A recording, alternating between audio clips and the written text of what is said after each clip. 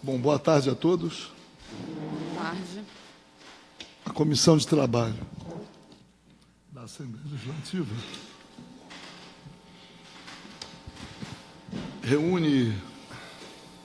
nos reúne aqui,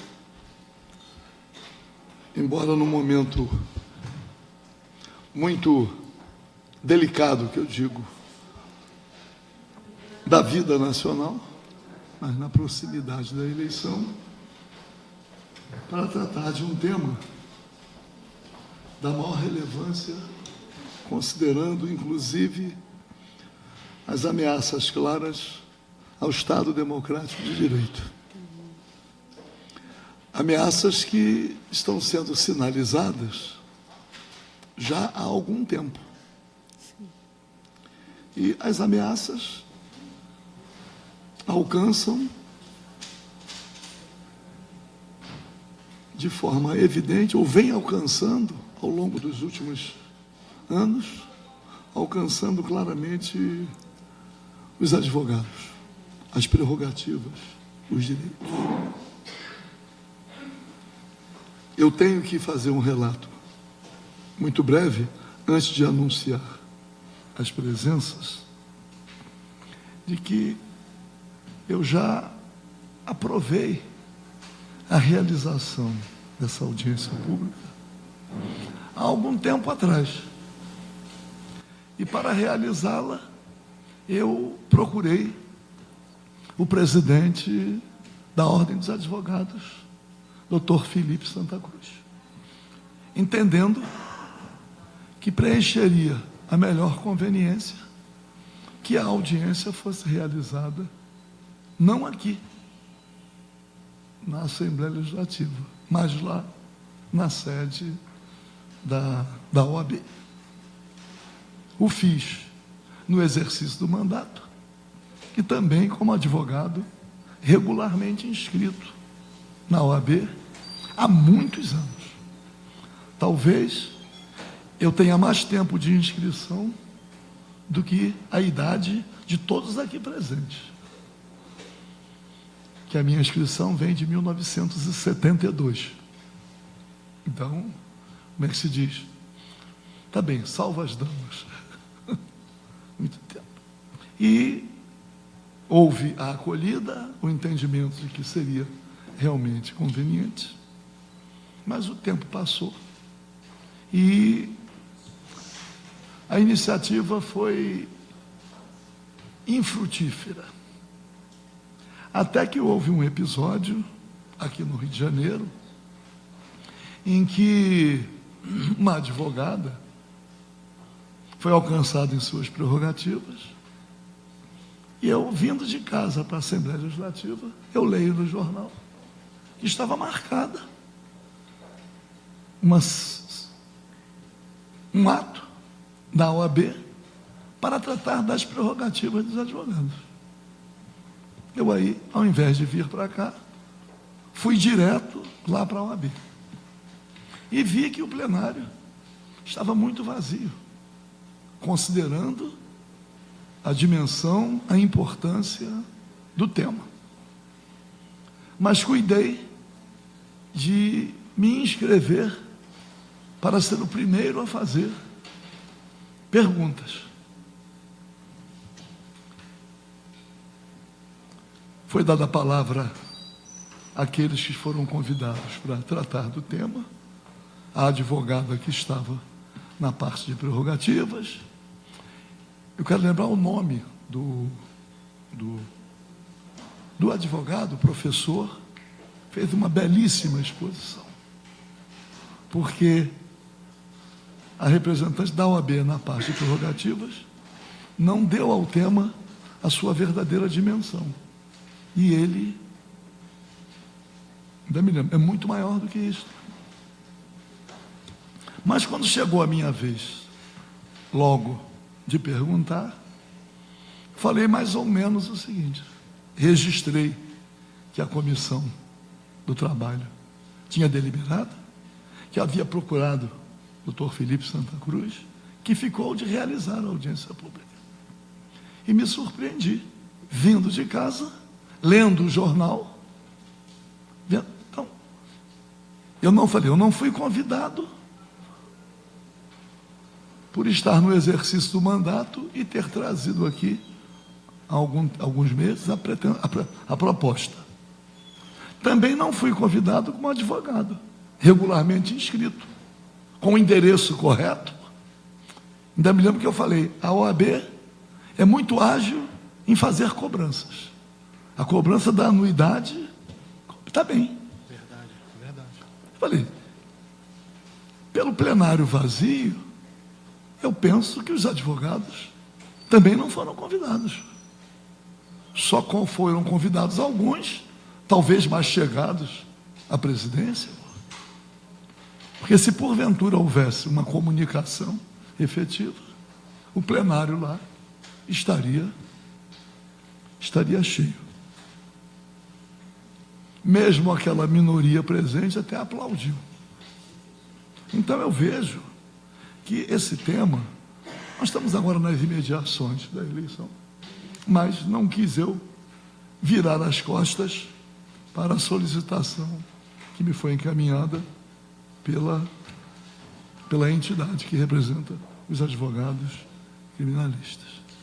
Mas penso que poderíamos considerar hoje aqui uma espécie de preliminar, passada a eleição, e aí eu terei a oportunidade até de um envolvimento muito maior no sentido também da mobilização. Sim, perfeitamente.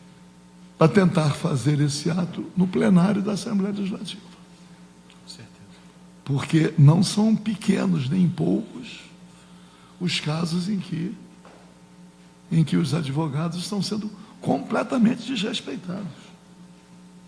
E eu, na verdade, à época, tomei a iniciativa, porque fui procurado por um advogado, e depois vi que era mais de um, estava respondendo a mais de 50 processos criminais, porque era militante nos juizados de juizados especiais. E o juiz que à época, foi premiado, porque ganhou o prêmio Inovare, que criou uma forma de conciliação que dava aos processos uma velocidade muito maior. Aí tinha expresso telemar, mas era uma forma de constrangimento para que os advogados aceitassem o acordo proposto pela concessionária. Aliás, eu já havia denunciado aqui, em pronunciamento, o escândalo de concessionárias promovendo encontros em Búzios, em belíssimos hotéis, levando os magistrados com seus familiares. Aquilo era uma forma de cooptação, de sedução. E aí, inclusive, representei contra o juiz no Conselho Nacional de Justiça, mas os advogados com a vida, vamos dizer. E aí percebi também, acompanhando o processo desse advogado, no tribunal, que lá a OAB chama Tribunal de Ética e Disciplina. Eu entendo que esse nome tribunal não é compatível. Como é que se diz? Cria uma situação, já pelo nome, de criminalização do advogado. Também propus que trocasse o nome. Felizmente, depois de alguns esforços, uma advogada que foi a relatora se deteve na análise e pelo menos, mas o advogado chegou a ser condenado criminalmente. Como é que é o nome do crime que atribuiu a ele? Não, advocacia... Hein? Não. Tem a ver com captação. Vou lembrar. Captação da clientela. Como é? Estelionato judicial. Foi o Anderson Gadelha. Então, e descobri depois outra coisa. Que responder, ser submetido ao Tribunal de Ética e Disciplina, mesmo que não seja alcançado por nenhuma penalidade, usando a linguagem do Serviço de Proteção ao Crédito fica com o nome sujo. Fica com o nome sujo, enfrentando dificuldades futuras para qualquer concurso público. Também sugeri que os processos em que não houvesse nenhuma penalização fossem completamente deletados. Não ficasse nenhum registro. E eu não sou contrário a que haja uma espécie de controle da conduta. Claro. Mas não pode ser da maneira como... Bom, de qualquer maneira, os advogados é que têm também que reagir, e eu fico feliz por ter sido procurado para esta iniciativa. Então, dizer que esteve aqui presente e não pôde permanecer, o doutor João Damasceno, Associação Juízes para a Democracia. Doutor João Damasceno,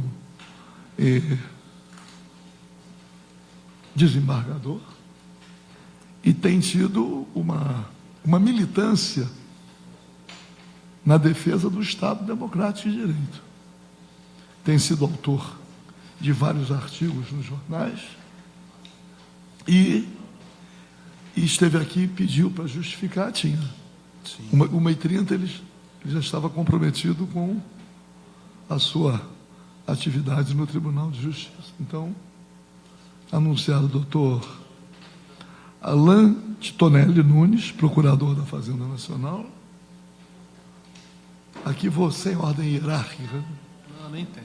Raquel Rinaldi, pesquisadora, membro do fórum delas.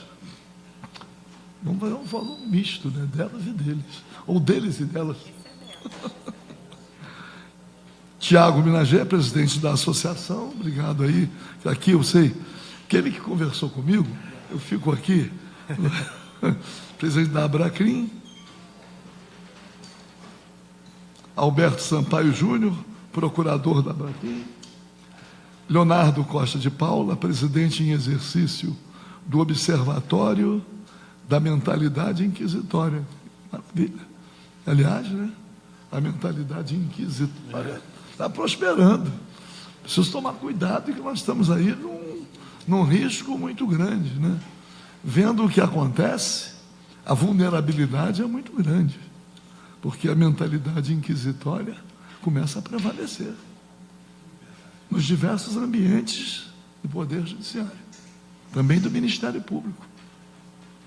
Aliás, fragilizando, deixando os advogados muito mais vulneráveis.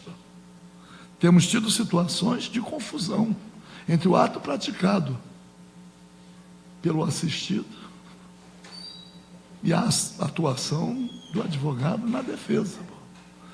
Bom, Miguel Barreto, Advogados Unidos. Paulo Grossi, advogado, Comissão de Procuradores da OAB, que leve as nossas observações críticas, porque, na verdade, precisamos de unidade. Quando eu faço as críticas que fiz, é porque as coisas estão se agravando muito.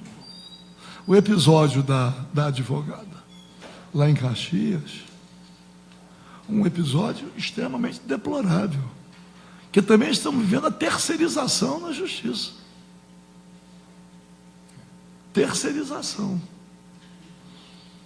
Porque, obviamente, né, os conflitos sociais alcançaram uma dimensão tal que não tem como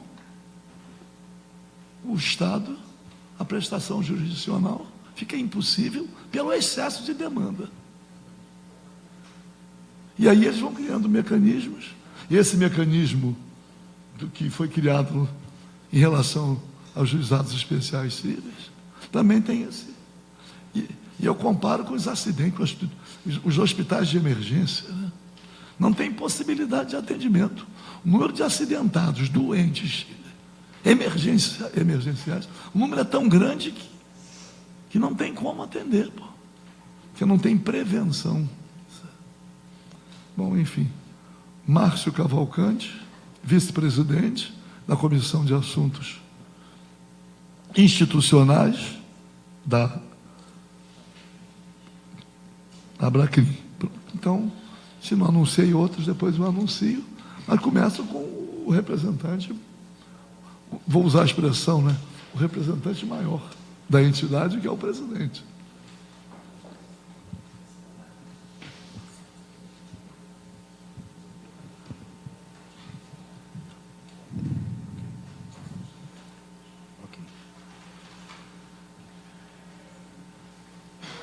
Bom, queria aqui saudar o ilustríssimo deputado Paulo Ramos, pessoa que eu admiro de muito tempo. Não é uma fala protocolar, é uma fala real. Pelo que representa no cenário político, na questão da luta pelos direitos, pela democracia no Estado do Rio de Janeiro. Vivemos um tempo interessante, deputado, que, quebrando um pouco o protocolo, mas já cumprimentando os demais integrantes, eu tenho observado que existe um movimento muito forte de criminalização da advocacia e da política. Hoje, nós sermos de advogados criminalistas, as pessoas já têm um certo preconceito, e também ser político. É impressionante isso, que o fato de ser advogado e ser político hoje tem sido colocado em um patamar hierarquizado. Isso é o que temos de pior, como se fosse um câncer na nossa sociedade, no nosso Estado Democrático de Direito. Sem política, sem advocacia, sem defesa dos direitos individuais, que é aquilo que os advogados criminalistas lutam, simplesmente não há democracia. Um ponto que eu costumo, em sala de aula, quando eu estou lecionando, dizer para os alunos é o seguinte: como que nós vamos defender a sociedade se violamos reiteradamente os indivíduos que compõem essa sociedade? É algo completamente contraditório. Em especial, eu faço alguns 4 meses como presidente da Abracrim, Rio de Janeiro, que é a Associação Brasileira dos Advogados Criminalistas, e tem sido uma experiência muito impactante no sentido de lidar diariamente com aquilo que os advogados vêm sofrendo, no sentido de humilhação, no sentido literal da palavra. Os advogados hoje, simplesmente, ao pleitear algo em um processo, ao pleitear algo em determinada situação, são tratados como aqueles que atrapalham, os chatos, que impedem o exercício da justiça, como se nós fôssemos contrários à justiça. Isso é uma coisa que tem incomodado e tem aumentado e fomentado essa discriminação, esse preconceito e, contrapartida, consequentemente, essa violação das prerrogativas dos advogados. Há pouco tempo, certa feita, ouvi de uma juíza do Tribunal de Justiça aqui do Estado do Rio de Janeiro, declarando que os advogados possuem muitos direitos no Estatuto, e isso atrapalha o judiciário de se movimentar, né? Parece que pedimos favores, parece que estamos atrapalhando os benfeitores da nação, quando estamos ali levantando a voz em prol de alguém que necessita e confia a nós, advogados, a defesa de seus direitos. A última vez que eu participei de uma audiência pública que falava sobre a presunção de inocência, eu enfatizei isso. Esse episódio de Duque de Caxias, onde uma advogada foi algemada e arrastada pelos corredores do fórum, ali, na minha percepção, nada mais ocorreu que a expressão do que é o judiciário para conosco. Ali foi a revelação do que o judiciário pensa para com a advocacia. Nada. Atrapalha. Fale menos. Não interrompa. Pare de querer tudo. Se prendeu é porque tem alguma coisa e o advogado vem vir aqui contar historinha. Parece que quando vamos pedir algo em Petrópolis, habeas corpus ou coisa parecida, estamos pedindo favores e contando historinhas mentirosas para proteger os nossos tadinhos clientes. E não é isso. Eu acho que a sua fala, deputado, foi bem pontual, que nós precisamos olhar para dentro da nossa própria casa, OAB, e fazermos a responsabilização do que nós permitimos que chegasse nesse ponto. Nós temos grande parcela de culpa nisso. Nós temos uma grande parcela de culpa em permitir que chegasse nisso, pois os próprios advogados, e eu tenho dito isso, boa parcela deles não querem se envolver com políticas institucionais da OAB, e acaba que a OAB vira uma entidade que nos concede uma identificação, um registro e pagamos uma anuidade para poder trabalhar. Simplesmente isso. E a OAB perdeu o seu status e a sua posição no cenário nacional no Estado Democrático de Direito. Há décadas atrás, por exemplo, se falasse em OAB, uma ação da OAB, uma atuação da OAB, seria algo extremamente respeitado. Se a OAB interferiu é porque algo tem importante a ser pleiteado. E isso hoje já não é mais visto dessa forma. Nós precisamos fazer essa parcela de culpa, nós precisamos reconhecer os nossos próprios erros dentro de casa. Os advogados precisam se recolocar como entes que defendem direitos individuais e que precisam se unir. Nós precisamos nos unir para que possamos enfrentar esse estado de coisas que está implantado hoje, não só pelo judiciário, como pelos entes públicos que estão se arvorando no poder como os detentores da moral, dos bons costumes e daquilo que é certo. Hoje você não pode dizer nada do que é certo desde que não tenha uma chancela judicial do Ministério Público, por exemplo. São instituições importantíssimas para a democracia, um Estado democrático de direito. Mas elas não podem ser as únicas detentoras da fala do que é certo ou errado. Pelo contrário. Hoje, quando determinadas medidas serão implantadas, quando o judiciário tenta implantar determinada medida, ou o próprio Ministério Público, a OAB não é mais questionada se concorda ou é pedida a sua opinião. Ela simplesmente é comunicada como será. Nós simplesmente temos que nos adequar ao que está sendo posto para que possamos trabalhar. O que nós precisamos hoje, e por conta dessas falhas internas nossas, é que surgem instituições e entidades tais quais como a Abracrim, Associação Brasileira dos Advogados Criminalistas, que visa justamente pleitear e proteger as prerrogativas dos advogados criminalistas, que deveriam ser primariamente protegidas pela própria OAB, que não são. Não estou aqui para culpar a OAB pelo atual cenário que nós estamos colocados, mas que realmente precisamos olhar e fazer a nossa parcela de culpa, precisamos reconhecer e precisamos compreender que a advocacia precisa se reinventar, se reestruturar, ser respeitada e entender que prerrogativa para um advogado atuar não é favor, não é benefício. Prerrogativa é o mínimo exigido para que o advogado possa exercer a sua função, que é defender direitos daquele que lhe confia a sua defesa, para que possa atuar com tranquilidade no exercício de sua função. Hoje, constantemente, e isso pela própria associação, estamos agindo judicialmente para, por exemplo, revogar ou brecar mandados de prisões contra advogados que atuam no exercício da função. É óbvio que num universo, hoje na OAB Rio de Janeiro temos, salvo engano, 240 mil inscritos, uns 180 ou 190 mil ativos. É óbvio que no universo de quase 200 mil profissionais, sempre tem aquele que desvia da sua conduta e pratica atos errados. Ok, mas isso não pode ser como parâmetro para estabelecer que essa classe ela é indigna ou ela é criminosa. Nós temos observado pela Abracrim, temos atuado nisso, na defesa das prerrogativas, quantas vezes os advogados, quando são humilhados ou impedidos de pronunciar em audiência, por exemplo, quando eles são impedidos, nós atuamos. Agora, isso está sendo superado. E esse impedimento, e esse preconceito, e esse calar da advocacia vem se transformando hoje num ato de criminalização, e os advogados vão ficando receosos até mesmo de atuar. Advogados vêm desistindo, simplesmente não querem mais atuar na área criminal. A coisa está tomando uma proporção tão grande, por exemplo, existe algo que eu conversava com o Alberto, que é procurador da Abracrim aqui no Rio de Janeiro, e falava sobre isso. O Regimento Interno do Tribunal de Justiça, por exemplo, implementou o julgamento virtual de recursos. Julgamento virtual de recurso significa que não haverá mais sessão presencial. Ou seja, o advogado, caso queira se pronunciar na sustentação oral para um recurso, ele precisa previamente, em até 10 dias antes do julgamento desse recurso, se manifestar nesse sentido para que o desembargador defira algo que lhe é inerente ao exercício da função. Isso aqui que eu estou fazendo agora, falar no microfone, perante julgadores, embargadores, isso é inerente ao exercício da advocacia. Deputado, desde quando o senhor se inscreveu na OAB, quantas vezes o senhor fez questão de fazer o uso da palavra no microfone para poder pleitear aquilo que o senhor está pleiteando? E nós estamos sendo calados. Observe que existe um movimento constante, contínuo e antigo de calar a advocacia. Podem observar. O que está ocorrendo hoje é um ato, um movimento de calar a advocacia, calar os advogados e as advogadas. Quanto menos falar, melhor. Escreva, faça um papel, vejam, toda essa burocracia está superada.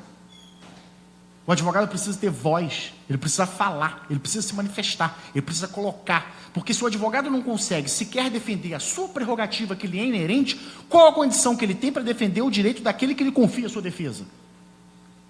Se o advogado não conseguir se manifestar por si só, eu, como advogado, Tiago Minagê, OAB 131007 RJ, se eu não puder ter o direito e fazer valer o meu direito de falar ao microfone perante aqueles que devem me ouvir, como que eu vou defender o direito daquele que me procura para advogar para ele? Como que eu vou conseguir fazer isso? Muito bem, não querendo aqui me alongar, temos bastante pessoas para poder falar aqui, isso é importante, isso é fundamental. O que eu queria colocar, assim, partindo já para o fim da minha fala, é dizer que todo esse movimento de calar a advocacia, que vem tomando proporção cada vez maior, necessita ser freado, necessita ser bloqueado, necessita ser parado, e para isso nós precisamos falar, para isso precisamos nos insurgir, para isso precisamos enfrentar. O advogado, no exercício da sua função, em momento algum ele exerce poder. O funcionário público, desde o juiz, promotor, fiscal, policial, todos os funcionários públicos, em alguma medida, exercem poder no exercício de suas funções. O advogado não. O advogado só tem como instrumento o conhecimento e a fala para poder enfrentar o exercício do poder arbitrário. O exercício do poder arbitrário somente será contido, somente será bloqueado, somente será freado se tivermos uma advocacia livre, consolidada e capaz de poder enfrentar todos esses desmandos que estamos nos deparando diariamente. É necessário que tanto os tribunais, o poder judiciário como um todo, a questão da polícia, a questão do Ministério Público, entendam que o advogado é essencial para que toda essa engrenagem jurídica funcione. Sem a advocacia, não faz sentido o processo. Quando o deputado colocou a questão, não é a área de atuação criminal, mas isso é de extrema importância colocar, quando colocou os expressinhos das concessionárias para atuar, ou seja, não precisa de advogado, né? Vai no expressinho e resolve o seu problema. Isso simplesmente é um dos atos que integram todo esse contexto que movimenta o calar a advocacia. O acabar com o advogado, porque ele só atrapalha. É necessário que isso seja revisto, é necessário que isso seja enfrentado, é necessário que nós tenhamos cada vez mais apoio, não só legislativo, apoio do executivo, apoio do próprio judiciário, como teve aqui um representante da AJD, que é uma instituição séria do judiciário, que representa a parcela do judiciário, que sempre está em consonância e apoio ao exercício da advocacia. E para concluir, deputado, esse caso de Duque de Caxias, dessa advogada que foi algemada pela juíza leiga, que a própria definição já é uma contradição, uma juíza leiga, esse próprio ato que foi submetido a um procedimento interno administrativo disciplinar no judiciário, em tempo recorde, com menos de 20 dias, foi arquivado com a conclusão de que ela não praticou nenhum excesso na sua decisão. Ou seja, não é excesso algemar um advogado em audiência. E vou um pouco mais longe. Não é questão de algemar apenas um advogado. É algemar um cidadão. É algemar uma pessoa. É algemar uma mulher que está trabalhando, pleiteando seus interesses de sua cliente e simplesmente algemá-la e arrastá-la pelo chão. E eu pergunto, será que se fosse eu, doutor Alberto, o senhor deputado, será que seríamos algemados? Ou foi porque ela era uma mulher, por exemplo? Né? Então a coisa vai além da própria violação das prerrogativas do advogado. E uma coisa é fato, e precisamos ter isso muito certo e claro. Nós precisamos reconquistar o status de respeito das prerrogativas e do exercício da advocacia. Em sala de aula hoje, está aqui a professora, se nós perguntarmos a um aluno, na turma, quem quer ser advogado, nunca consegui mais de 6 alunos levantando a mão. Por quê? Porque eles enxergam isso e dizem o quê? Eu seria algemado numa sala de audiência para ser arrastado? Verdade. Jamais, em hipótese alguma, não vou querer isso para mim. Eu quero é algemar, eu não quero ser algemado, eu quero estar algemando, mandando algemar. Isso é uma coisa que precisa mudar. Eu acho que isso é uma questão não só de domínio de poder, é uma questão cultural que vem sendo implementada, de humilhação e diminuição dos advogados no exercício da advocacia. Bom, é assim que eu queria me pronunciar. Muito obrigado pela oportunidade, deputado. Eu quero fazer somente uma observação quando eu falo da OAB e me refiro ao presidente. Quem está presidindo agora a comissão de prerrogativas é um advogado que eu respeito muito e sei das impossibilidades que ele tem. Deixar esse registro, porque é doutor Luciano Bandeira. Sim, Doutor Luciano eu conheço há muitos anos e sei do empenho pessoal dele. Mas quando eu falo no OAB, eu falo na instituição, quer dizer, como um instrumento de defesa. E não o presidente simplesmente delega. Eu digo o seguinte, a OAB hoje tem comissão para tudo. Tem uma estrutura gigantesca que eu quero dizer que eu assimilo com alguma resistência. E a minha resistência é maior na medida em que aquilo pode se transformar num instrumento meramente eleitoreiro, mas abrindo mão ou fragilizando aquilo que é a atribuição principal.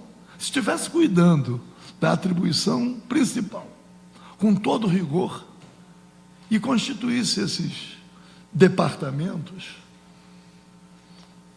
para que a OAB seja um instrumento, até substituindo a Defensoria Pública, eu ainda não seria tão crítico. Mas a grande questão é de que a OAB não está cuidando, como deveria, da questão das prerrogativas. É somente essa. Mas o doutor Luciano Bandeira, eu faço essa ressalva, porque acompanho e sei da luta que ele também, mas com limitações. Então, deixar isso claro. Quem mais vai falar da palavra? Eu vou pedir uma gentileza, né? Cada um, antes de falar, se apresentando para a TV Alerj, de não me massacrar depois. Tá certo. Eu vou fazer uso da palavra então, presidente. Eu sou Alberto Sampaio de Oliveira Júnior, sou advogado criminalista e procurador da Abracrim Regional. E desde já quero cumprimentar Vossa Excelência pela iniciativa, pelo apoio incansável que esta comissão tem dado a toda a sociedade. Não é a primeira vez que eu venho aqui a essa sala. Numa primeira oportunidade, estávamos em defesa de uma enfermeira que foi injustamente acusada de tentativa de homicídio e, após essa audiência pública organizada por esta comissão, tivemos um resultado muito significante, no sentido de que direitos e garantias fundamentais foram respeitadas. E é por isso que eu quero agradecer mais uma vez a iniciativa. Quero também cumprimentar todos os presentes e é uma enorme satisfação me dirigir a vocês. Anteontem, dia 1º de outubro, eu olhei minha carteira da OAB e, sem querer, descobri que a minha inscrição estava fazendo naquele dia 5 anos. E eu tomei um susto, por 5 anos, nossa, parece que tão pouco tempo. E um dia antes eu fui parar no hospital. Eu fui parar com taquicardia. Meu coração em repouso chegou a 180. O médico, ao me questionar sobre a minha profissão, eu falei, sou advogado. Aí ele falou, está explicado. O senhor pode levantar, toma esse remedinho aqui que vai melhorar.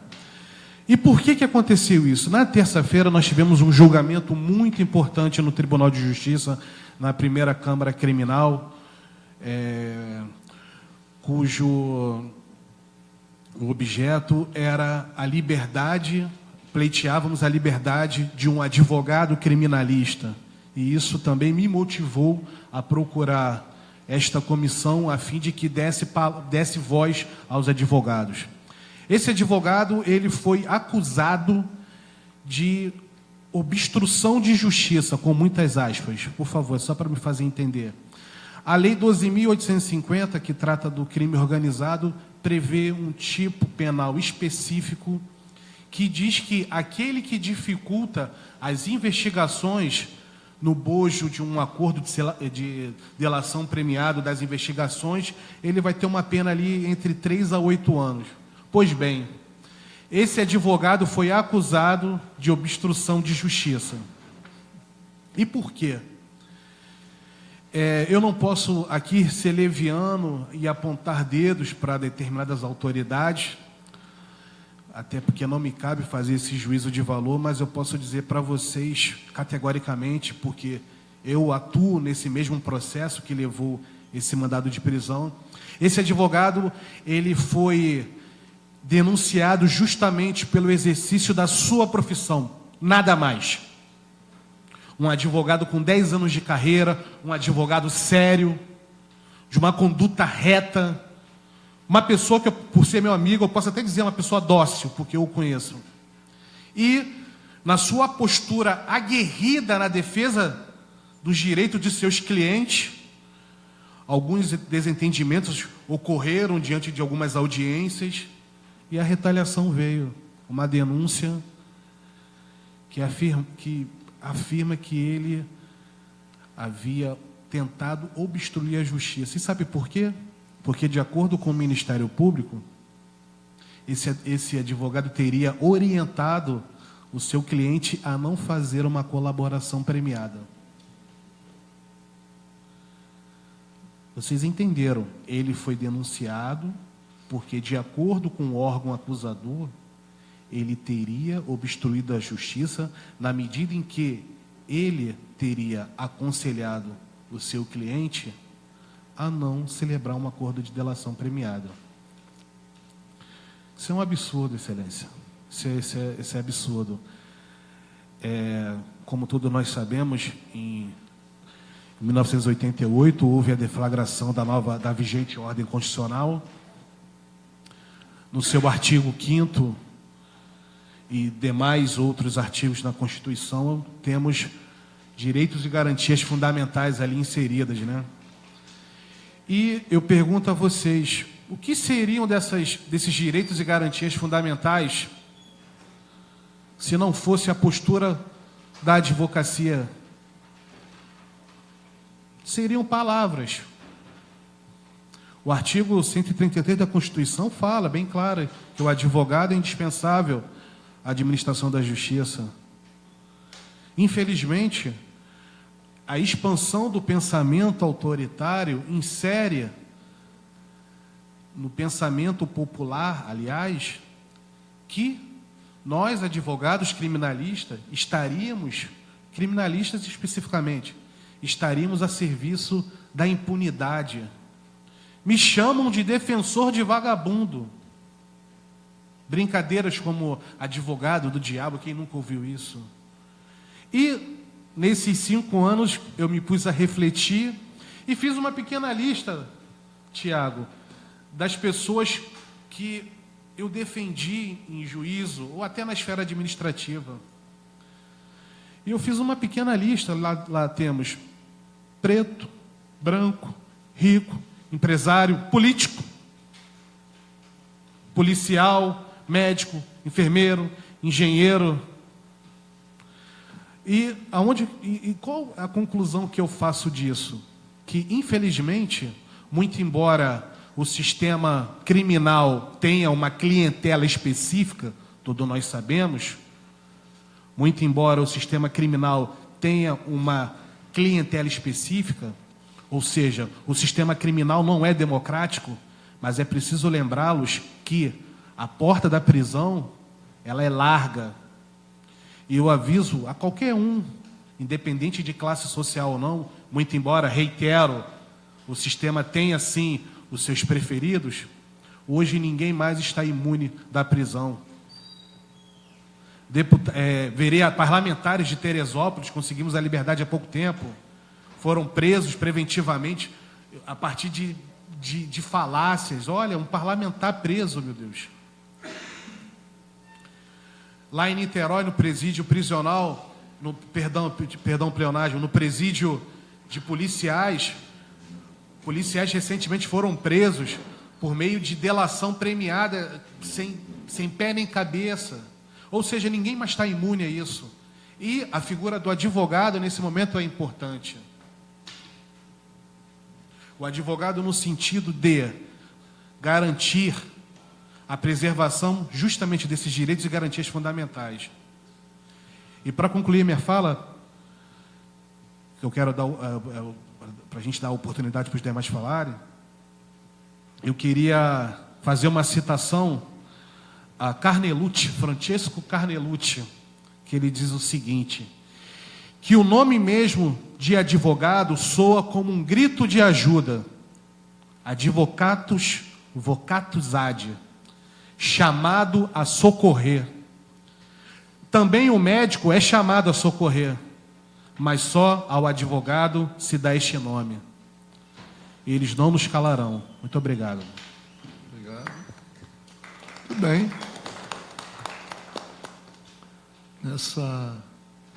Nessa quadra, né, de delação premiada, lembrar Carnelucci é lembrar que a testemunha é a prostituta das provas. Exatamente. Então, bem lembrado. Essa fase de delação, né?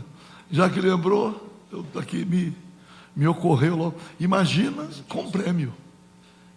Não é isso? Se mente para ser remunerada, imagina preso. Não é isso? O que é que dizer assim, a valorização do advogado criminalista, né? Que essa percepção foi um pouco perdida, não é isso? É que a valorização do médico é porque o médico salva a vida. A valorização do advogado criminalista é que ele salva a liberdade. Não é isso? É verdade.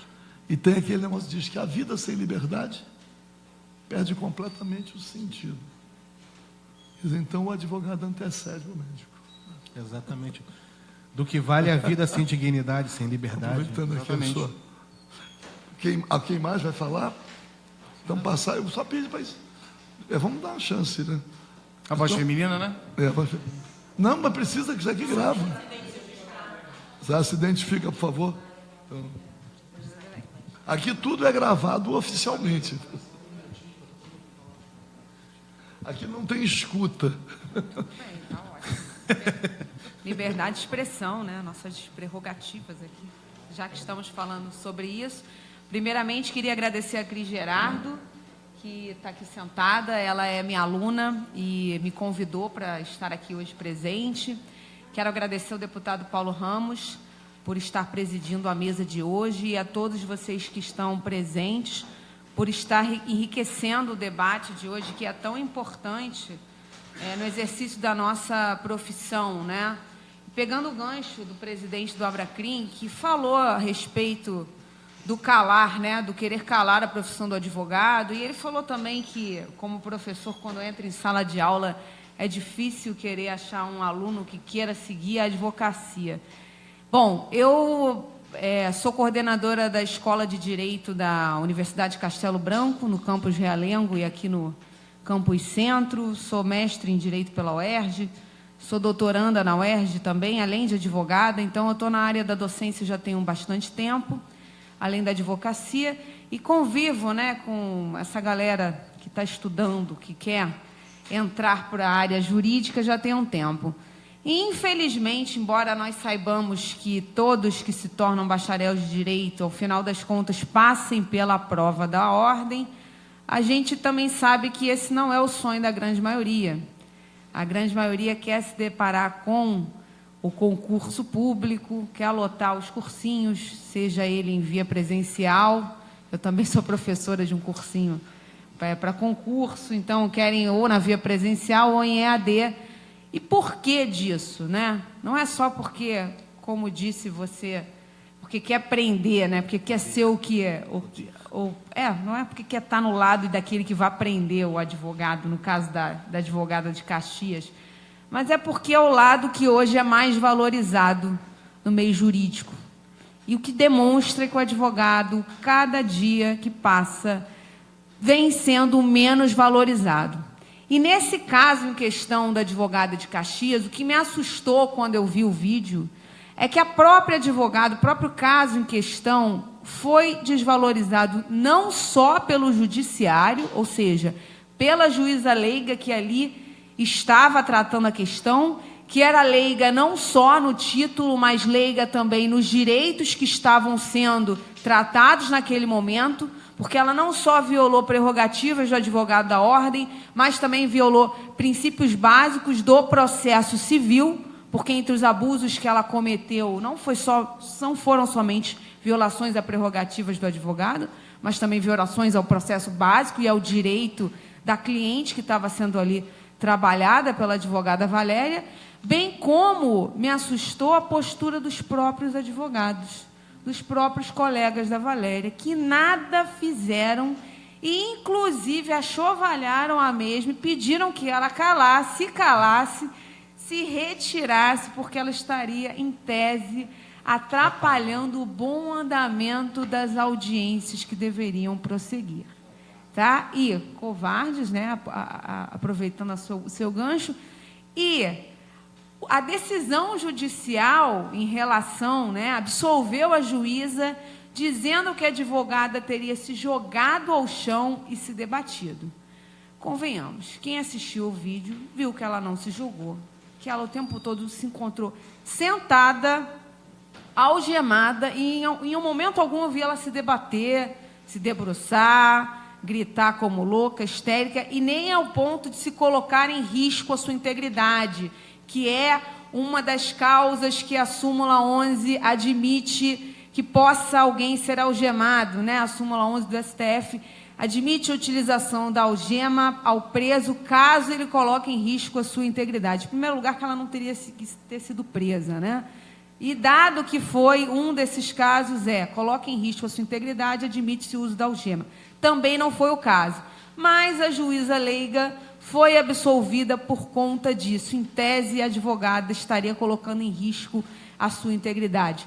Balela, isso foi visto no vídeo que não ocorreu. Ela estava o tempo todo sentada, exigindo a presença de um delegado da ordem. Ela foi presa sem o delegado da ordem. E tudo começou, ao meu ponto de vista, houveram 4 abusos gravemente proferidos durante a audiência, no quais 3 foram gravemente ao Código de Processo Civil, as normas do juizado. Primeiro abuso foi fazer com que a advogada saísse da audiência para buscar uma documentação, a carteira da ordem. A audiência poderia ter prosseguido com a documentação civil da advogada. Ela não precisava ter apresentado a carteira da ordem. Então, por aí, somente por esse fato, a própria juíza leiga já perturbou por si só o bom andamento da audiência. Como se não bastasse, ela parou a audiência para que a advogada buscasse a carteira oficial da ordem, porém ela não esperou a advogada retornar. Ela deu continuidade à audiência sem a presença da advogada, violando o direito da cliente de ser assistida, ou seja, dando continuidade à audiência, segundo abuso da própria juíza leiga, que quebrou os deveres de boa-fé, de cooperação, o princípio do contraditório da ampla defesa e o princípio de paridades das armas. Porque, claro, o que a cliente ia dizer? Posto que a outra parte estaria proferindo o que quisesse e o advogado estava lá do lado de fora, procurando a carteira da ordem. Ou seja, que processo é esse completamente desigual? Porque hoje nós temos que entender que prerrogativas não são vantagens.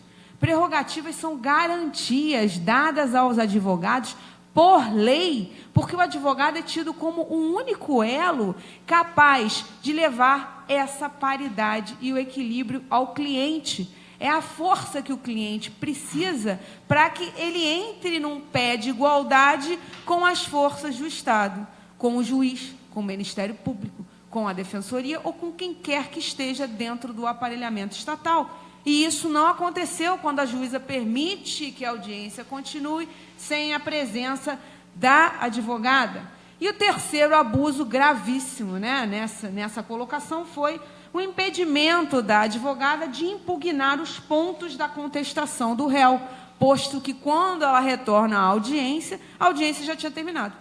e ela foi impedida de saber o que foi lido na contestação, né? Então, se o juizado especial preza pela informalidade e pela efetividade, não haveria prejuízo nenhum de, numa eventual emenda à ata, consciência da contestação e posterior manifestação oral em réplica da doutora Valéria, a juíza ter feito isso. Então, esses foram três abusos gravemente que ocorreram ao processo, para depois a gente falar em abusos das prerrogativas do advogado, que foi, né, a prisão da advogada, completamente descabida e sem o representante da OAB, e o uso indevido de algemas, que fere a súmula 11 do STF. E aí eu pergunto para vocês também, né, sem entrar na questão das prerrogativas, que eu acho que o doutor Paulo Grossi, que é da Comissão de Prerrogativas, vai poder falar muito melhor do que eu. Será que essa prisão não se deu também por conta do excesso de melanina da doutora Valéria? Com certeza. Será que isso também não está de acordo com a maioria, né, com o maior índice de presos que nós temos no nosso sistema carcerário e no nosso sistema penal nesse país? Ou é pura coincidência? Será que se ela tivesse com uma bolsa Louis Vuitton e se fosse uma pessoa com um biotipo, um estereótipo um pouco mais europeu, ela teria passado por isso? Deixo essa pergunta para que vocês reflitam, tá bom? Agradeço. Obrigado.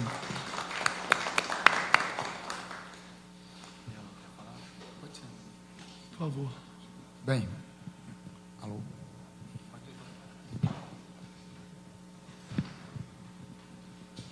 Alô? Acho que está desligado aqui, não tá não? Alô? Tá Alô? ligado? Alô? Tá. Tá, agora está funcionando. Boa tarde a todos, né? Gostaria de cumprimentar o excelentíssimo deputado Paulo Ramos, que é o presidente dessa comissão, né? Parabenizando por debater, eu acho que um tema de extrema relevância, não só para os advogados, né, mas para todos os cidadãos como um todo e o Estado Democrático de Direito, né? Meu nome é Alan Titonelli, eu sou advogado público, sou procurador da Fazenda Nacional e, quando fui convidado para vir aqui falar pelo meu amigo Alberto, vim trazer principalmente algumas reflexões sobre essa dicotomia entre prerrogativas e privilégios, né? Já foi até falado aqui um pouco sobre isso, mas não falando, abrangendo especificamente esse confronto de uma forma geral, né? E eu escrevi um artigo que eu começo falando nesse artigo, trazendo a origem da palavra prerrogativa, né? Porque eu acho que é importante a gente trazer a origem da palavra prerrogativa para entender o porquê de todas essas garantias ao advogado de uma forma geral, né? Então, a prerrogativa, se a gente pegar a palavra prerrogativa, vem do latim prerrogativus, né? E separando o seu prefixo pré, que significa antes, né, do seu radical, a gente vai ter o verbo rogar.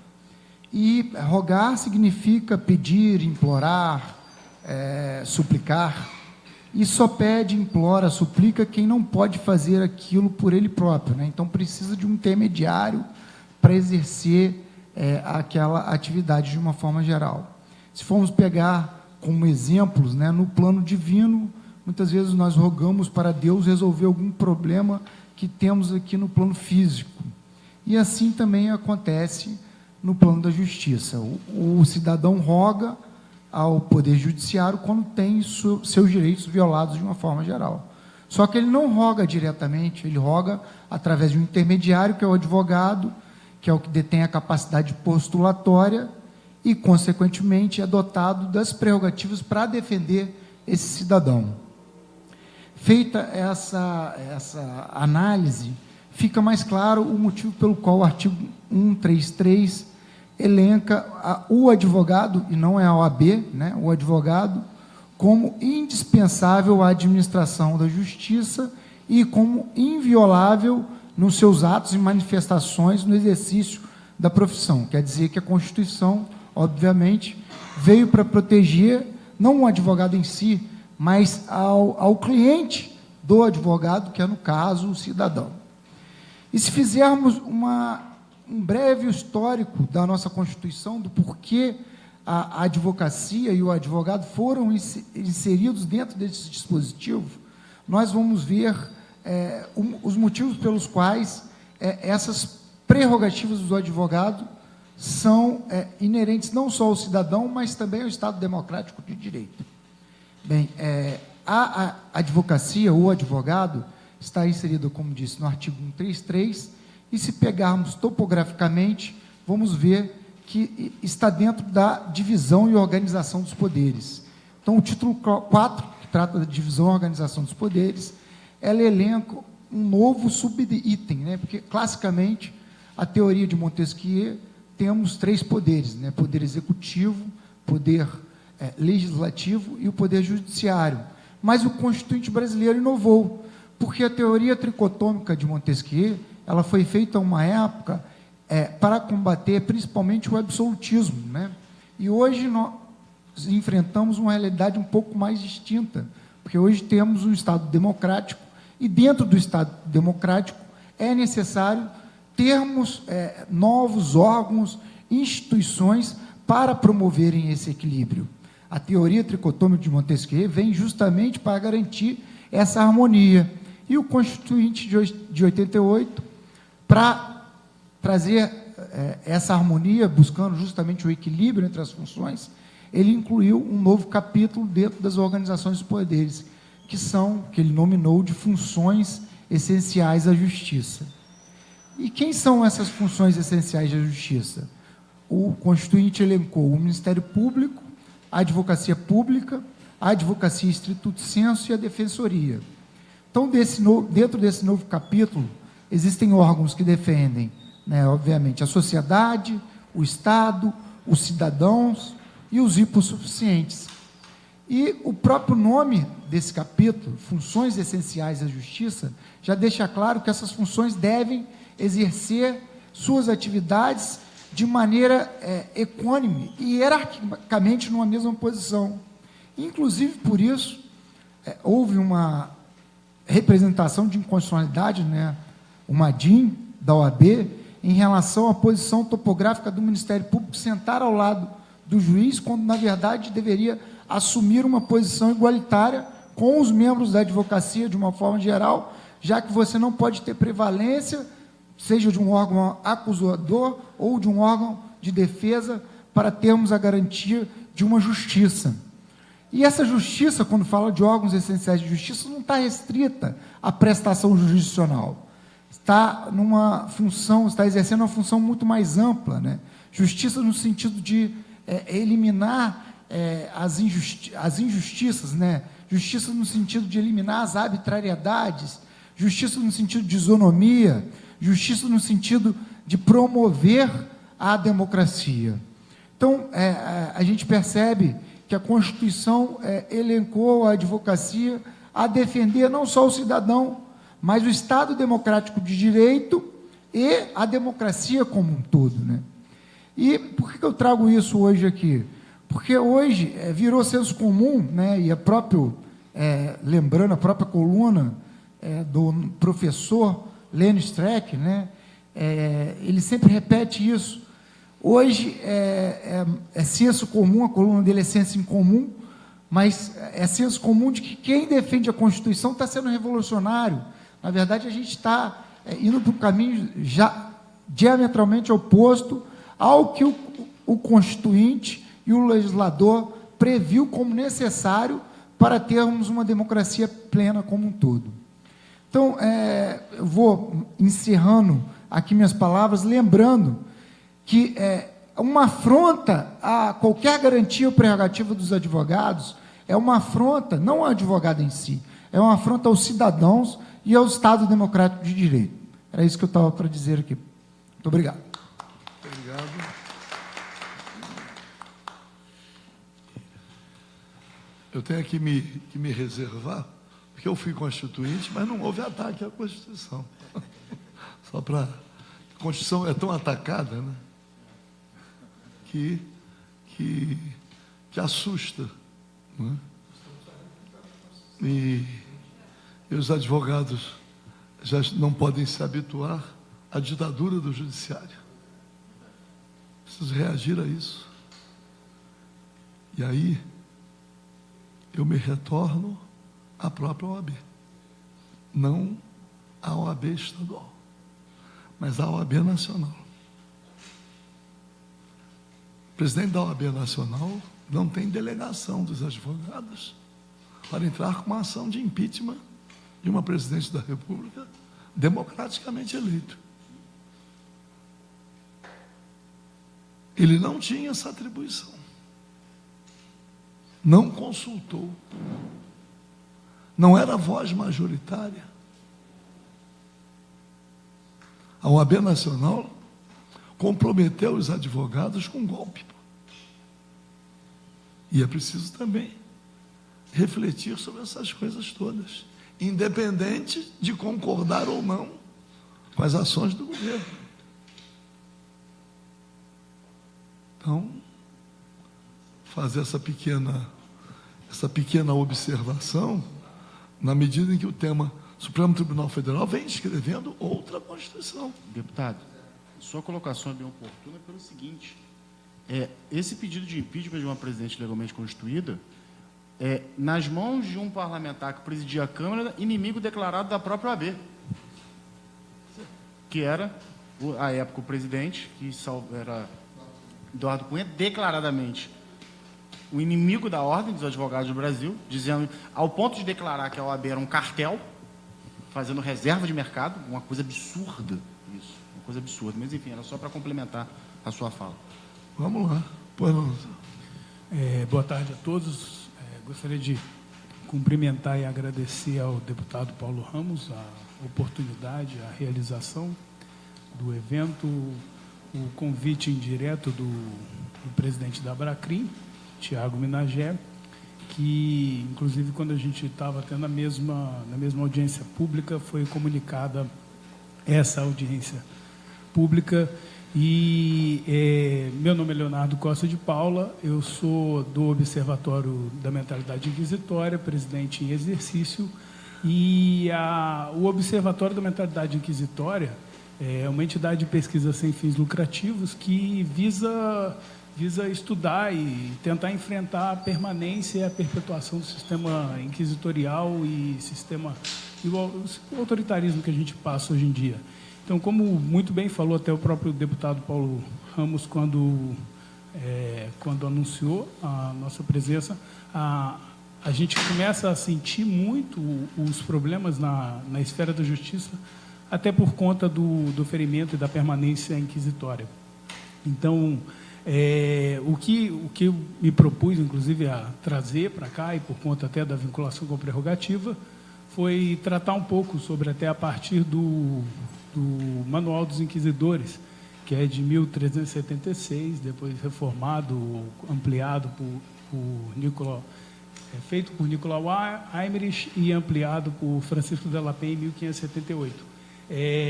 O próprio Leonardo Boff, no prefácio, ele avisa, né, ele informa que o advogado se encontra no capítulo de obstáculos à prestação jurisdicional rápida, né, obstáculos à rapidez de um processo. Ou seja, o advogado, desde lá, vinculado a uma demora na prestação jurisdicional. Veja que a gente tem passagens no Manual dos Inquisidores que podiam ser lidos até mesmo pelos ministros, que descontextualizadamente pareceriam que seriam eles mesmos pensando e se manifestando.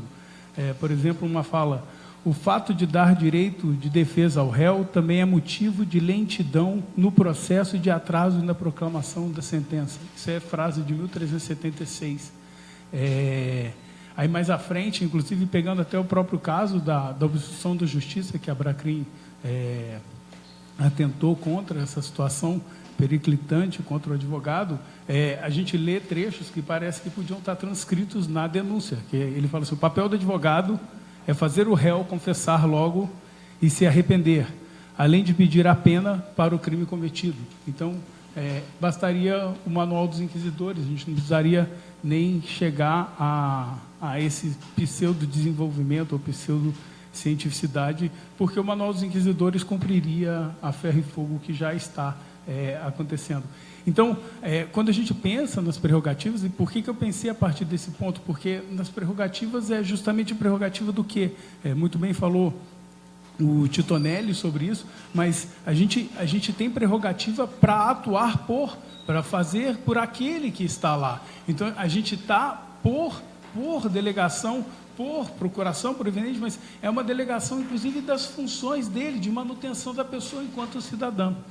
Então, a gente pega até o próprio professor Tiago Minagé, que falou da criminalização, da advocacia e da política. Quando a gente faz o estudo da permanência da mentalidade inquisitória, né, desse inconsciente inquisitório, a gente pode estudar, por exemplo, o processo da Manipulite na Itália, onde se perseguiu e começou a se criminalizar tanto a política quanto a advocacia, e isso sucessivamente. Então, a gente aprendeu as coisas ruins, importou coisas ruins, importou os eventos que não se devia importar. Inclusive, a gente tem o Observatório de Mentalidade Inquisitória tem publicações sobre essas permanências, né? Então, a gente precisa justamente pensar que, para poder se preservar as prerrogativas, ainda mais na seara criminal, a gente precisa adotar um processo penal acusatório, ou seja, dar uma guinada acusatória realmente, por evidente, no âmbito, será do âmbito federal, mas é preciso se manifestar sobre isso, e não o simulacro de reforma que passou a ser a, então, reforma do integral do projeto, que era o projeto 156, mas que passou a ser um simulacro de reforma, porque, na verdade, ele está só repristinando, só com nova redação, o que já está no atual código, e piorado, porque ele é pior ainda do que a previsão original, já que ele não tem conteúdo nem compreensão sistêmica.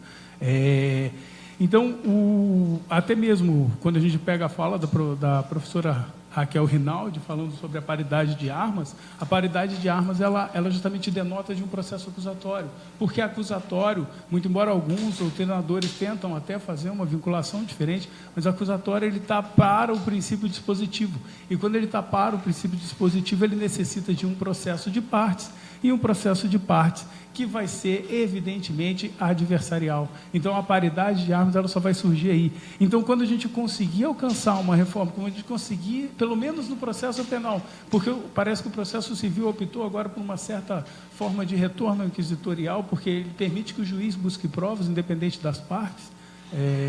Então, assim, veja que até mesmo aí a gente tem um ferimento àquilo que talvez fosse interessante, né, o adversarial lá. Então, quando a gente conseguir reparar isso, a gente vai, inclusive, tirar as tensões que a gente nota claramente entre os advogados e os juízes. As nossas tensões deveriam ser entre as partes, jamais entre os juízes, mas não raro, como advogado, a gente tem que convencer o promotor e ainda o juiz. E não raro você convence o promotor, mas não convence o juiz. O promotor pede absolvição e o juiz condena. O promotor pede para revogar a cautelar e o juiz mantém. Eu não sei, nem tem motivação. Então, se saiu do juiz, a gente não sabe qual é o pedido, a gente não sabe como enfrentar, porque a gente não tem parte. Porque, veja, está umbilicalmente ligado tanto a parte quanto o juiz. Ou seja, não tem juiz e não tem acusador. Perceba que simulacro de processo de parte. Daí a gente entende. Então, assim, trazendo sobre isso, e para finalizar, gostaria de dizer que, no fim, essa defesa das prerrogativas do advogado não é defesa dos advogados. A gente não está lá porque a gente quer.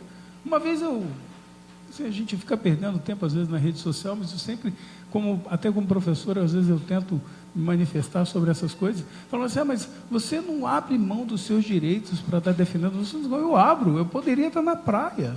Eu estou defendendo as pessoas, eu estou abrindo mão em troca de alguma coisa, ou muitas das vezes não. Veja que a Abracrim mesmo, a gente atua independente disso, para poder justamente estar defendendo a vida dos outros. Então, a prerrogativa é para poder fazer isso da melhor forma possível. A prerrogativa não é minha, a prerrogativa é da própria essência da justiça. É assim, não existirá justiça se na essência a gente não tiver o advogado com as forças garantidas em lei e na Constituição, aquela que tinha sido escrita em outubro e que agora já talvez tenha sido revogada, só não nos informaram. Era o meu pronunciamento. Muito obrigado. Obrigado. Bom, deixa eu agradecer e fazer somente um pequeno registro.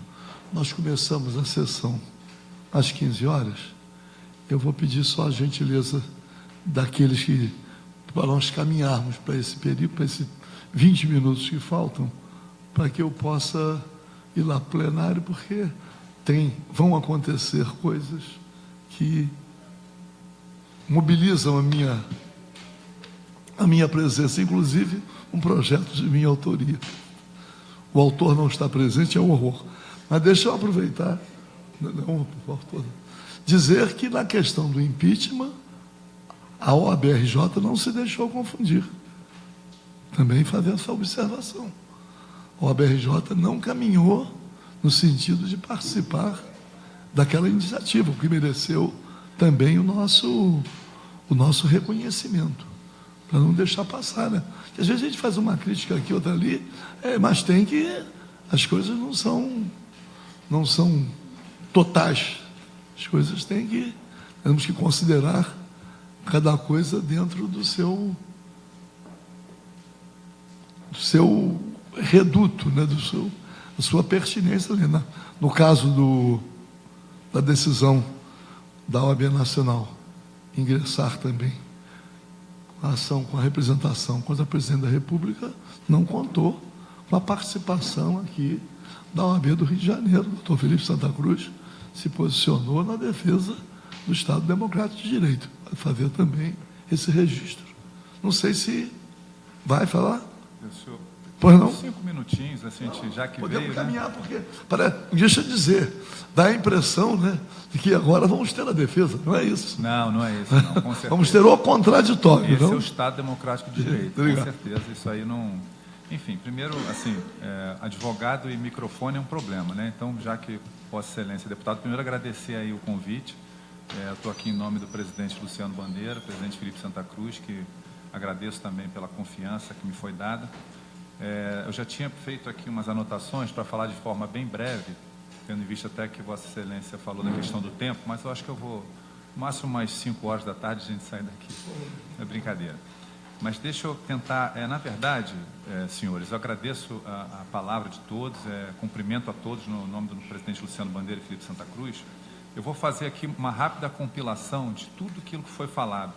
Porque, na verdade, nós na OAB compactuamos com muitas das coisas que foram faladas aqui. Eu não sei quais dos senhores frequentam, com qual frequência a ordem, né, aqui principalmente a seccional, mas a luta é enorme. Eu sei porque eu estou coordenador da Comissão de Prerrogativas. Antes de falar um pouquinho da Comissão de Prerrogativas, só para pontuar aqui, o presidente Luciano Bandeira, que é o atual presidente da Comissão de Prerrogativas, ele foi destacado, a OAB é composta de 5 diretores estatutários, e ele foi destacado, ele é diretor-tesoureiro para compor a Comissão de Prerrogativas, para ser o presidente da Comissão de Prerrogativas. Por que eu estou dizendo isso? Estou dizendo isso pelo seguinte: a OAB-RJ considera a Comissão de Prerrogativas a comissão mais importante da Casa. Isso eu sei porque eu estou lá dentro. Alguns dos senhores aqui colocaram algumas questões, como eu falei no início, com certeza o Estado Democrático de Direito está aqui para isso, a gente está aqui para ouvir opiniões. Não existe, obviamente, nem do presidente Felipe Santa Cruz, nem do presidente Luciano Bandeira, nem de ninguém que venha presidir amanhã a OAB um trabalho perfeito, mas com certeza eu posso afirmar para vocês aqui que o trabalho é bem feito. Eu já estou há 3 anos na Comissão de Prerrogativas.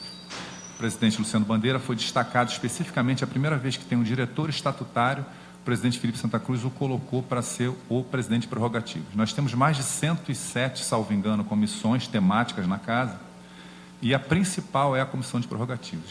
O que nós temos feito nesses últimos 3 anos, desde que o presidente Luciano Bandeira assumiu a Comissão de Prerrogativas? Eu, particularmente, me foi incumbida a tarefa de ministrar cursos de prerrogativas. Ano passado, eu rodei todas as 63 subseções do Estado para ministrar curso de prerrogativas. Como eu falei, vou compilar um pouco aqui da fala de cada um e realmente compactuamos com boa parte da fala aqui. a comissão de prerrogativas, a prerrogativa do advogado, eu sou inclusive um pouco contra essa questão do estatuto da advocacia. Estatuto denota um pouco aquela questão de condomínio. É uma lei federal. É uma lei federal. A Lei 8.906 é uma lei federal. Então, sendo uma lei federal, ela decorre do ordenamento constitucional. O advogado é indispensável à administração da justiça e inviolável nos seus atos e manifestações no exercício da profissão. E aí o ordenamento infraconstitucional, que é a nossa lei, destrincha todo esse poder do advogado. Por que eu gosto de enfatizar isso, a questão do poder? Porque você é advogado, você é suspeito para falar. Não é isso. Como muito bem os colegas aqui falaram, esse poder nos é dado porque nós temos a sociedade por trás de nós. Eu só estou ali sentado na frente de um juiz, numa sustentação oral, numa delegacia de polícia, num Ministério Público, numa STJ, STF, porque tem um cliente atrás de mim, e esse cliente é um ente da sociedade que tem que ter o seu direito resguardado ali.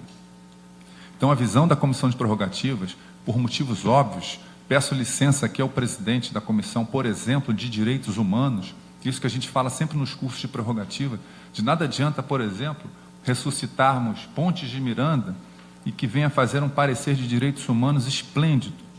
Mas se a gente não consegue instrumentalizar isso, isso fica inócuo, não existe. Se a gente não consegue, por exemplo, se a gente fala sempre nos cursos, despachar com os magistrados, que é o campeão de reclamação, o magistrado aqui, principalmente no TJ, não recebe advogado, se a gente não consegue ter vista aos autos, dentre outros, aqui eu não vou me estender, outras violações de prerrogativas que acontecem diuturnamente. Então, por conta disso, a Comissão de Prerrogativas é, sim, muito valorizada na casa. Nós temos hoje cerca de 400 delegados de prerrogativas aqui na seccional, e no estado todo, cerca de 1.800 delegados de prerrogativas que atuam na defesa dos advogados. Uma coisa que a gente gosta é importante, já que eu estou com o microfone aqui, de ressaltar até para os colegas advogados, para outros advogados que estejam nos assistindo, às vezes existe algum tipo de reclamação, porque teve um problema de prerrogativa de me atendeu e tudo. A OAB, infelizmente, ainda ela não é onipresente e onisciente. Muitos advogados, isso é importante destacar também, têm um receio, isso a gente tenta tirar isso um pouquinho, esse receio, até fundado, de reclamar junto à OAB por conta de uma violação de prerrogativas e ter uma retaliação do judiciário, por exemplo. Eu sou coordenador também de uma área lá que chama, coordenador que toca uma área de celeridade processual. Eu não preciso nem falar aqui da velocidade do judiciário, né? Eu, por exemplo, tenho ações de 22 anos, ou seja, aquele artigo 5º, salvo engano, 78 da Constituição, razoável duração do processo. Não tem nada de razoável 22 anos um processo. Agora que entrou, talvez eu consiga formar o precatório ano que vem, processo de INSS, previdenciário. Então, a luta é aguerrida, dioturna, volto a repetir, não existe trabalho perfeito. Eu mesmo vou sentar aqui e vou rabiscar alguns defeitos. Mas a gente chama os advogados, por exemplo, agora eu acabei de vir de uma entrega de carteiras. A gente tem o presidente Luciano Bandeira, ele nos deu essa incumbência de fazer esse curso que eu falei aqui para os senhores no ano passado, dessas 63 subseções, mas não foi tão somente para passar a parte técnica das prerrogativas. Isso é relativamente fácil, nós temos o nosso estatuto, a lei federal, com um código de ética, dá uns 150 e poucos artigos, que ali são as nossas prerrogativas. Mas isso é simples, a gente vai lá, passa, olha, isso pode, isso não pode, até aqui não pode, isso é simples. Mas o intuito maior, isso eu digo porque eu participo e compactuo com essa visão, é de que a médio e longo prazo, essa visão não só do advogado, mas também da sociedade, passe a valorizar mais a advocacia, que hoje em dia é discriminada, como o doutor falou. Com certeza, quem não escuta hoje, não, isso é uma conversa de advogado. Eu tenho tios, avós que foram advogados, e na época a nossa profissão era muito respeitada. Hoje em dia, de fato, existe uma desvalorização clara, como o doutor falou no início ali, assim, muito escrachada. Esse termo é meio... mas é isso, a verdade é essa. Então, a gente é discriminado, nós somos discriminados, e o trabalho que é feito pela Comissão de Prerrogativas hoje é de passar esses cursos. A principal bandeira da comissão, da OAB seccional é a prerrogativa, é de passar esses cursos, ministrar para os advogados. Pasmem, um exemplo aqui, só a título para ilustrar um pouquinho isso para vocês, porque a maioria aqui é advogado, creio eu, acho que todos, né? Mas não sei os que estão A gente fez uma pesquisa no ano passado com advogados no juizado especial, para entender, nós temos coordenações temáticas também dentro da coordenação de prerrogativas, da comissão de prerrogativas, e uma das coordenações é a coordenação de juizados especiais. Aí nós fomos fazer pesquisa com advogados na porta das audiências ali, e perguntar como é que é o atendimento, como é que não é. Você tem prerrogativa violada? Aqui não, eu nunca tive minha prerrogativa violada. Tá bom, aí vamos fazendo outras perguntas. Aqui o magistrado te recebe? Aí ele fala, não, o magistrado aqui não recebe. Quer dizer, o próprio advogado, não é um novo advogado, já não sabe que é uma obrigação do juiz receber o advogado. Isso não é o nosso estatuto que fala. A gente fez uma cartilha no ano passado, eu podia até ter trazido para os senhores aqui, pontuando as principais violações de prerrogativas. Uma delas, e a campeã de reclamação, é o despacho com o magistrado. Não foi só a nossa lei, o nosso estatuto, que determina isso. O próprio CNJ já determinou, a Loman determina que o juiz, por exemplo, tem que receber o advogado. Nós tivemos um caso trágico na Barra da Tijuca, isso é um caso público notório, eu posso falar aqui, eu não estou julgando ninguém, isso ainda está em investigação, o presidente Felipe Santa Cruz e Luciano Bandeira deram toda a assistência, de uma advogada que teria ido despachar com uma magistrada, essa magistrada, vara de família, essa magistrada não recebeu essa advogada. Veja bem, não estou aqui culpando a magistrada em nada, isso ainda está em investigação. E algumas semanas depois, ou 2 semanas depois, o pai assassinou as 2 crianças. Ou seja, essa advogada relata que ela queria justamente conversar com a magistrada para fazer um pedido de separação momentâneo, pelo menos por hora, para tentar separar essa pai dessas crianças. Enfim, eu queria passar só esse recado para vocês, que a preocupação da Comissão de Prerrogativas, para não me alongar muito aqui, como eu falei no início, microfone e advogado é um caso de amor aqui muito grande, mas eu vou, para terminar aqui a minha fala, eu queria passar para os senhores aqui que, de fato, a Comissão de Prerrogativas é a maior preocupação da OAB, certo ou errado, com defeitos ou qualidades, e os defeitos que existem, quando existem, nós sabemos que existem, nós queremos, justamente por conta disso que a gente está aqui. A gente quer mudar, a gente quer melhorar, a gente quer aprimorar, a gente quer que vocês cheguem a nós, que passem essas irregularidades, essas faltas, né, da OAB. E para terminar aqui, para não me alongar muito a pedido do deputado, só para pontuar aqui que foi um caso absurdo, essa questão da Valéria aqui, os colegas aqui todos já falaram, para não ficar redundante, o presidente Luciano Bandeira está segurando, digamos assim, o boi pelo chifre. Isso foi um caso absurdo. A gente escuta de magistrados, de próprios advogados falando, não, porque ela não tinha direito a ver a contestação, tinha, mas não tinha. Não interessa. Nada justifica uma advogada ser presa e algemada dentro da sala de audiência. Isso acabou, a gente rasga a Constituição, rasga o Estatuto, acabou, não existe. Primeiro que advogado não pode ser preso no exercício da profissão, salvo por crime inafiançável.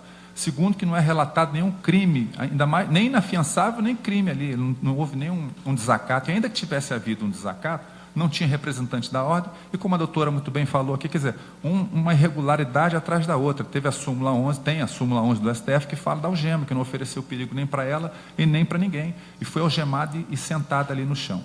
Então, para finalizar aqui, eu agradeço o convite, deputado Paulo Ramos, agradeço as falas dos colegas aí, me coloco à disposição em nome do presidente Luciano Bandeira, Felipe Santa Cruz, para qualquer tipo de pedido de vocês aqui, levarei até eles. Muito obrigado e boa tarde a todos. Muito obrigado. Vamos caminhar para encerrar. Pois não, doutor. Boa tarde, excelência. Eu vou fazer uma fala muito breve, porque eu sou advogado de direito do consumidor, né? Então, vou fazer algumas observações sobre o que aconteceu naquela audiência, para a gente entender como é que funciona essa dinâmica, né? Primeiro, agradecer pelo convite. Eu acho muito importante essa casa abrir seus espaços para discussões importantes para a sociedade. Eu tenho viajado o Brasil para palestrar. A impressão que o país tem da gente que a gente é o centro da corrupção nacional, né? E essa casa, acho que contribuiu muito para isso, né? Então, fazendo esses eventos, acho que a gente consegue resgatar essa dignidade, essa respeitabilidade que todos nós precisamos, né? Então, agradeço muito por essa iniciativa, né? Agradecer também a todos aqui na mesa, em especial meu amigo Alan Titonelli, né? Que é o procurador mais advogado que eu conheço, e tenho certeza que será um brilhante advogado assim que deixar a carreira, né? E fica uma sugestão também para a OAB, né? Sobre essas autoridades autoritárias, todas elas querem ser advogados, né? Quando se aposentar, todo mundo fala isso. Então seria uma boa sugestão para a OAB negar o registro dessas pessoas. Quem é autoritário não pode ser advogado. né? Então fica aqui essa lembrança, né? Para que quando eles voltarem aqui, né, a olhar com outros olhares, né, Paulo, né, eles não tenham essa oportunidade, né, pagarem esse preço, assim como a juíza leiga está sendo hoje processada na OAB, e a OAB tem uma grande possibilidade, oportunidade de trabalhar as garantias constitucionais de uma forma diversa, como o Ministério Público trabalhou, arquivou, né, a possibilidade de punição da juíza leiga, como o Judiciário também inocentou ela de qualquer possibilidade de irregularidade. A bola agora está na mão da OAB. A OAB pode fazer diferente, né, e é isso que a gente espera, né. Também fazer uma observação aqui muito rápida, e não é uma crítica, deputado, pelo contrário, é uma observação, até porque eu acho que essa é uma questão cultural, né? A gente está aqui debatendo uma prisão de uma mulher advogada, né? E só temos uma mulher na mesa, né? Uma mulher. Né? Como sempre, os homens brancos, cabelo grisalho, né? Com espaços de poder para poder se manifestar, né? E a mulher, que nesse caso foi a maior vítima, não tem voz, né? Ou tem uma voz única aqui, muito bem representada pela doutora Raquel, né? Que uma fala brilhante, mas isso eu acho uma questão cultural nossa, a gente tem que se forçar um pouco mais a dar espaço para as mulheres. E essa é uma autocrítica que todos nós devemos fazer sempre, né? Quando a gente trabalha uma discussão tão importante como essa, né? E falando sobre o caso especificamente, eu advogo muito no consumidor e muito nos juizados, né? Ali tivemos 3 problemas muito graves, né? Quer dizer, o primeiro, e esse é um problema que a gente vive no nosso dia a dia, é porque as defesas das empresas só são disponibilizadas para acesso do advogado no momento da audiência. Essa situação gera um problema muito grave de pauta, de horário de pauta, porque muitas vezes a defesa é uma contestação de 50 laudas. O advogado, naquele momento, tem que ler 50 laudas e se manifestar sobre as 50 laudas e mais os documentos apresentados. Isso gera uma irritação muito grande dos juízes leigos, né? Porque ele vai que meio assim, vai, doutor, lê aí e se manifesta. E o advogado não é culpado se tem 100 processos na pauta naquele dia, né? Ele está ali para defender o seu cliente. E a doutora Valéria, naquele momento, pleiteava isso. Pessoal, eu quero ter acesso à contestação, eu quero defender meu cliente. Se ia demorar, não ia demorar, se a pauta está atrasada, se não está, se os advogados estão aguardando ou não estão aguardando, né? Isso não é culpa do advogado.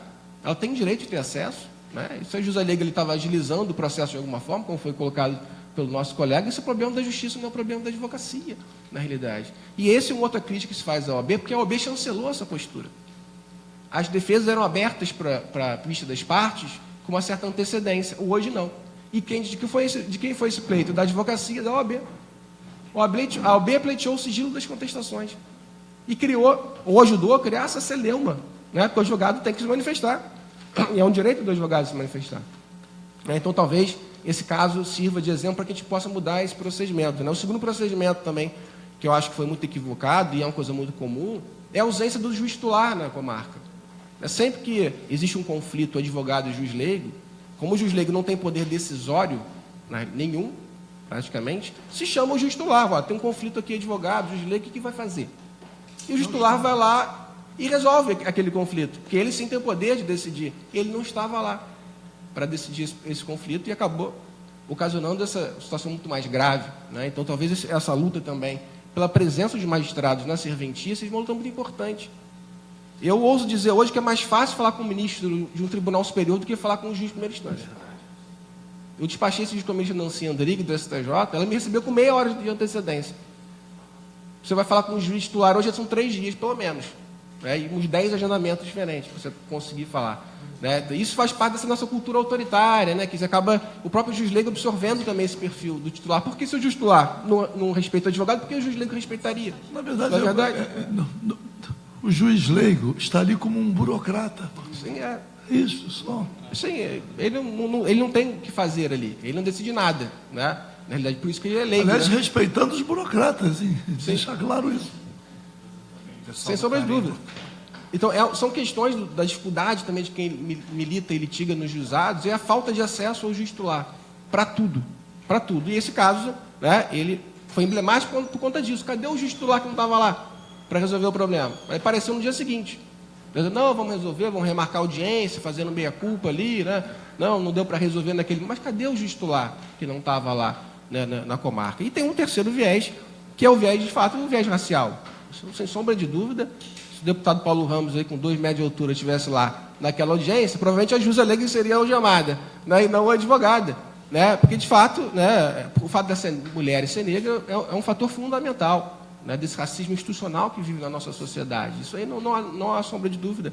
Né? E também cabe aqui, doutora Raquel, a nossa autocrítica pela total inação dos colegas. Né? Esse enfraquecimento da nossa instituição e da nossa classe, né, levou a situações como essa, né, que os advogados preferiam filmar a advogada sendo presa do que ajudar a nossa colega. Tem uma série muito boa chamada Black Mirror, né, que narra muito isso. Né? Quer dizer, hoje as pessoas preferem filmar outras pessoas em situação trágica do que ajudá-las. Né? E os nossos colegas foram totalmente incompetentes em relação a isso. Né? Ninguém ajudou. Eu acho que quem ligou para a prerrogativa foi o cartório, inclusive. Não foi nem um colega. Foi o cartório, alguém do cartório que ligou. Sim, né? E depois depuseram contra a própria advogada. Né? É uma situação crítica que a gente vive. Né? Acho que a advocacia ela tem que, de fato, buscar uma renovação, buscar novos caminhos, novas reflexões. Né? Eu acho que a gente chegou num ponto que não deu certo.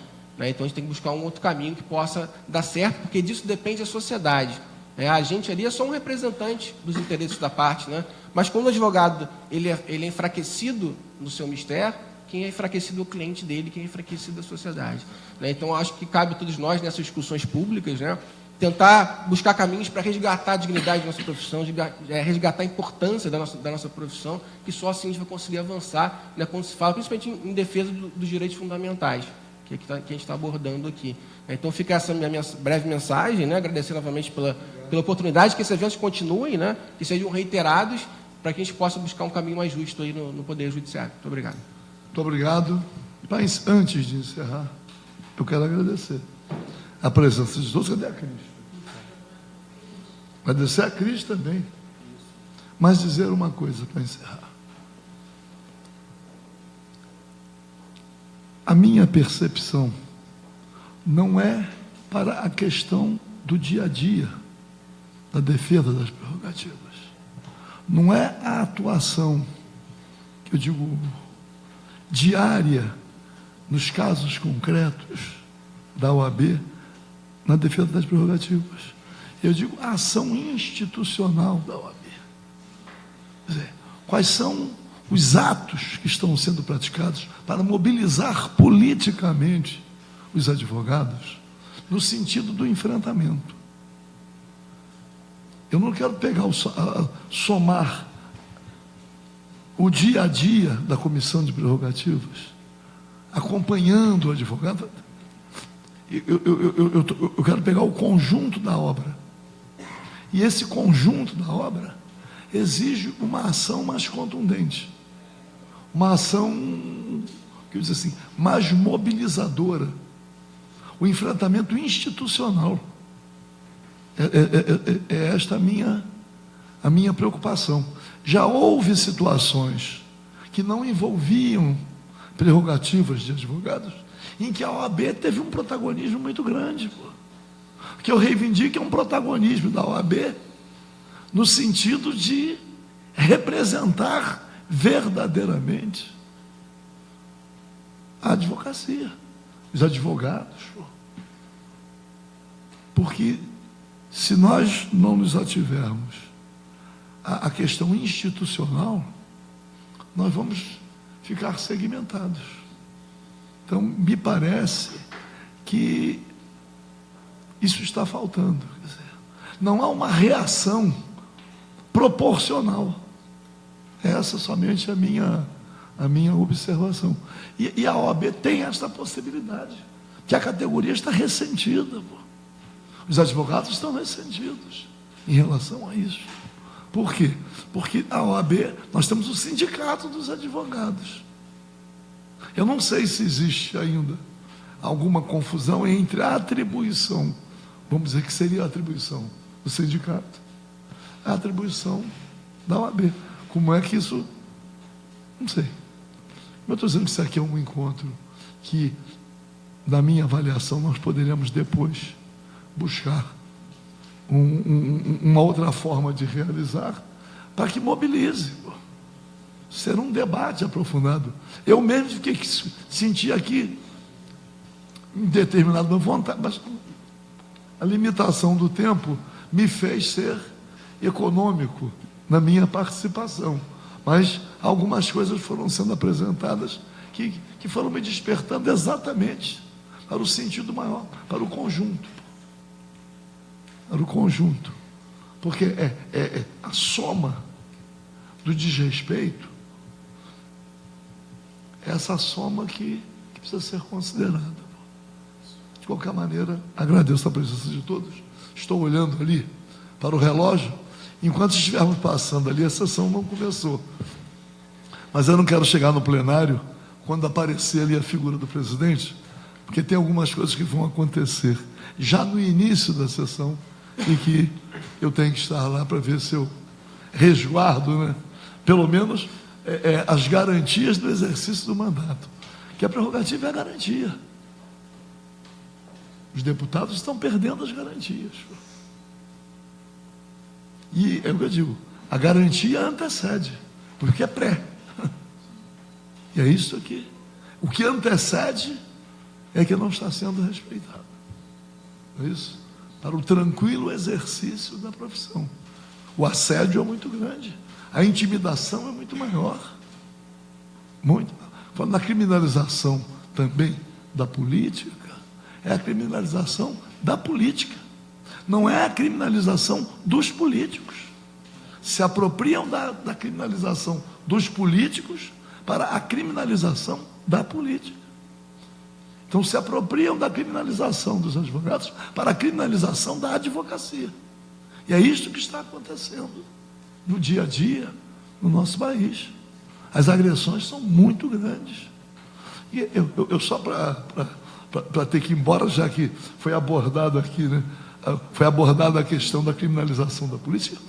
Olha bem, como é que alguém pode admitir que um deputado, no exercício do mandato, esteja condenado ao regime semiaberto, e ele de dia fica exercendo o mandato, e à noite é recolhido ao presídio? Esta figura não existe. Não existe isso. Isso é uma desmoralização. Não existe. Não quero aqui trazer outro. Agora mesmo, o Supremo Tribunal Federal cassou o mandato de um deputado. Como o deputado é considerado a figura execrável da política, que é o Paulo Maluf, a mesa diretora da Câmara dos Deputados declarou a perda do mandato. Não só o Supremo não tem atribuição de cassar, como a mesa diretora não tem a atribuição de declarar. O plenário tem que se manifestar. Mas como era o Paulo Maluf, ficou. O Supremo Tribunal Federal entendeu, não é isso? Que o presidente do Senado, porque virou réu, tinha que ser afastado da linha sucessória. Sei lá. A confusão, não é isso? Que isto vem causando. O Supremo Tribunal Federal decidindo por 6-5. Qual é a garantia, qual é a segurança jurídica que decorre de uma decisão daquele colegiado em questões de grande repercussão nacional? 6-5. Basta morrer um. Aliás, corre até risco de vida. Porque pode aparecer alguém que se disponha, não é isso? A eliminar um, a ver se altera o placar com a nova composição. Então, não sei. É tudo muito, como é que se diz? Vinícius de Moraes dizia, né? As mulheres são muito estranhas. Uma democracia feminina, né? Democracia nossa está muito estranha. Vou agradecer muito a presença de todos. Está encerrada a nossa... Vamos marcar outra. Um abraço lá no doutor Felipe Santa Cruz. No Luciano, eu mando um abraço mais forte. Obrigado.